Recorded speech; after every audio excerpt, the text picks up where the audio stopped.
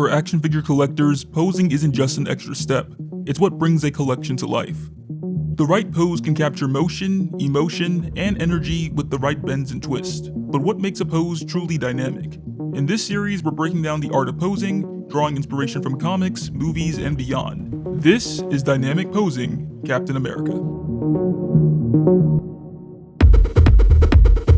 The key to dynamic posing starts with the right figure. For this, I'm using the Mafex Captain America, a comic-accurate take on the hero packed with vibrant colors and that classic bold look. But it's not just about appearance. Being a Mafex figure, it comes with top-tier articulation, letting you push poses further, and just as important, the accessories, the details that can take a pose from good to great. To bring poses to life, the right accessories can make all the difference. This cap comes with 2 masked head sculpts and an unmasked head with a hood piece, staying true to his classic comic look. A set of expressive hands gives more variety, whether he's throwing a punch or bracing for impact. And then there's the iconic shield, one for his back when standing tall and another for dynamic combat. Another key element to dynamic posing, stands. Some figures need them for extra support, while others benefit from the added stability for more ambitious poses. The most common type is plastic stands like the one included with this Mafex cap, sturdy and adjustable for a variety of setups. And then we have wire stands, a favorite among toy photographers. Their minimalist design makes them easy to hide in shots and easier to edit out, keeping the focus on the figure. I use my Project Flight 2.0 wire stands designed for clean, dynamic posing without distractions. They come bundled in various sizes and can even be purchased from my Etsy shop. For my first pose, I wanted to start with the man underneath the mask, Steve Rogers. So we're using this incredible unmasked head sculpt, along with a few accessories, the shield on his back, and some relaxed hands. The idea here is to capture Steve suited up and stepping into battle. Now since this is more of a neutral pose, we need to make sure it doesn't feel static or dull. There are subtle ways to add expression and motion and make things feel a bit more lively. First, let's raise the arms and adjust Cap's legs. One foot pushing back and the other stepping forward, slightly crossing over the back leg. Instead of keeping the feet flat, I'm making sure to use the ankle joints, and if your figure has toe joints as well, like this Mafex, make sure to use them. These small details help sell the movement.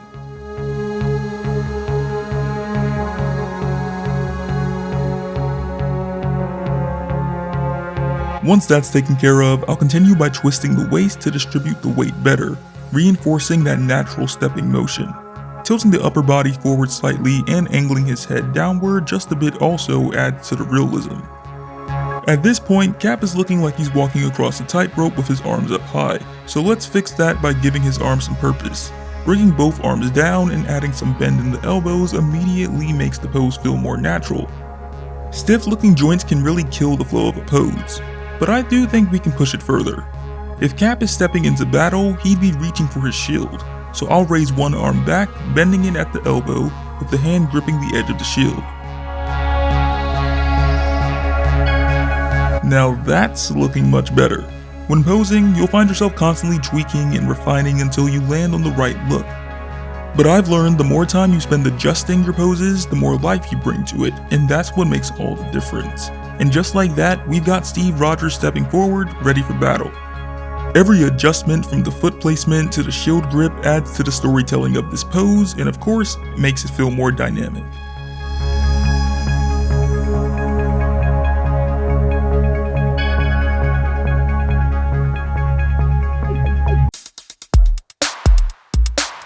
Now that Cap has his mask on and shield in hand, it's time for something more aggressive, a shield throwing pose. To really sell the intensity, I'm using this angry expression head sculpt paired with these specialized throwing hands that Mafex included. Rather than a standing throw, I want to have Cap feel more powerful and grounded, so I'm giving him a wide stance. This of course means bending the knees and adjusting the feet so they stay level.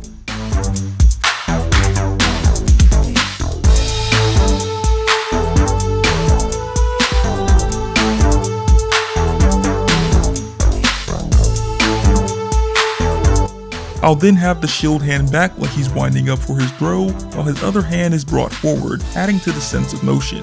Initially, I considered having him lean forward, but shifting him back while keeping the waist tilted gives the throw more weight. Small adjustments like bending the elbows and twisting the torso help bring out energy and make the pose feel alive. With each joint in the right place, Cap is locked in and ready to launch his shield.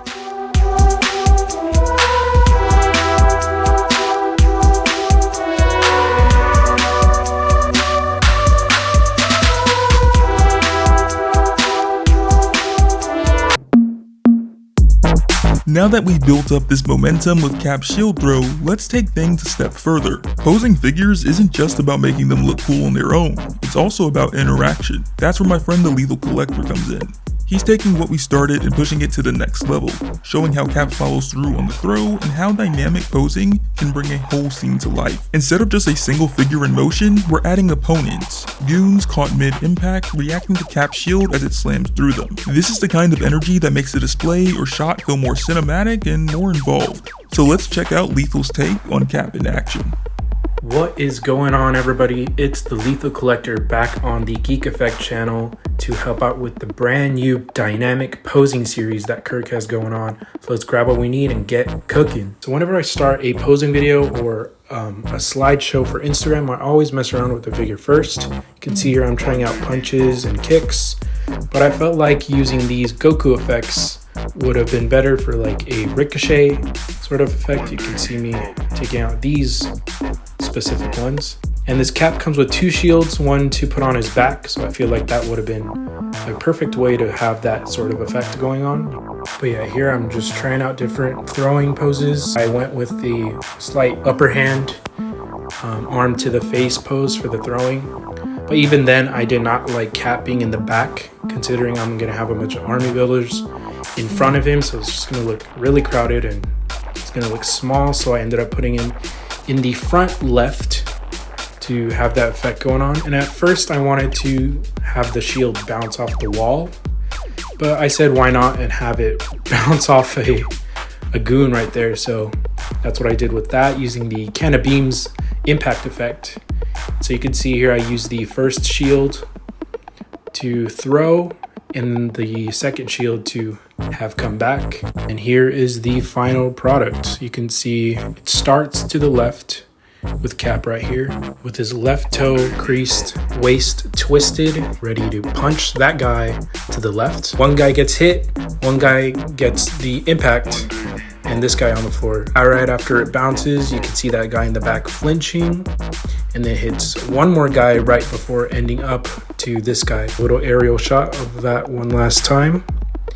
And I hope this was helpful, and these are my sorts of little tips for you guys and for Kirk and this new dynamic posing series. Peace. Now, Captain America's shield isn't just a weapon, it's also his greatest defense. When the enemy strikes, he's gotta brace for impact. That's exactly what we're capturing here. I'm still using the angry head sculpt to bring out that battle-ready intensity, but this time I've swapped in a clenched fist. That small change adds a sense of tension, like Cap is pushing through the attack, ready to counter at any moment.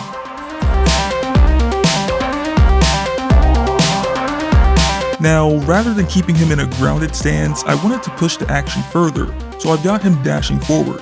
His right leg is leading, and the left is stretched back, and the feet are also carefully tilted to follow the flow of his movement. And this is where angles and perspectives come into play. While this pose is meant to showcase Cap using his shield defensively, a simple shift in positioning can change the entire field. Adjust the viewing angle, tweak a few joints, and suddenly it looks like he's winding up for an uppercut with the shield. This is the power of posing.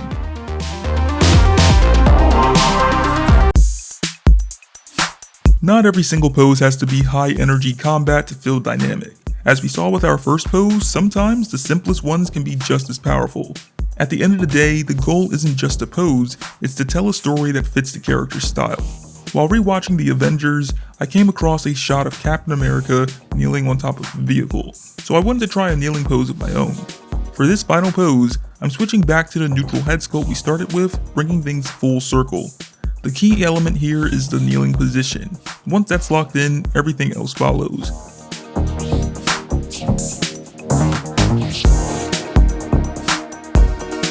The shield is raised just enough to draw focus, and I'm placing his hand on the edge of it. This small detail makes it look like Cap is either readjusting his shield after battle or preparing for his next move. While his head could be facing forward, I'm turning it toward the shield to show his involvement in the action taking place. With this final pose complete, we've come full circle in our posing journey. From the first step into battle to combat and defensive maneuvers, each pose tells a different piece of Cap's story. Posing isn't just about making a figure look good, it's about bringing it to life, crafting a moment that speaks to the character and the way that they move. Whether it's a shield throw or defensive stance or a quiet moment of resilience, each pose captures a different side of Captain America's spirit. And this is just the beginning. Throughout each part, we'll dive into a different character, breaking down their movement, style, and presence. So if you've enjoyed the start of this series, stick around because we've got plenty more to explore. Until then, keep posing, keep collecting, and I'll catch you all soon with more action figure goodness.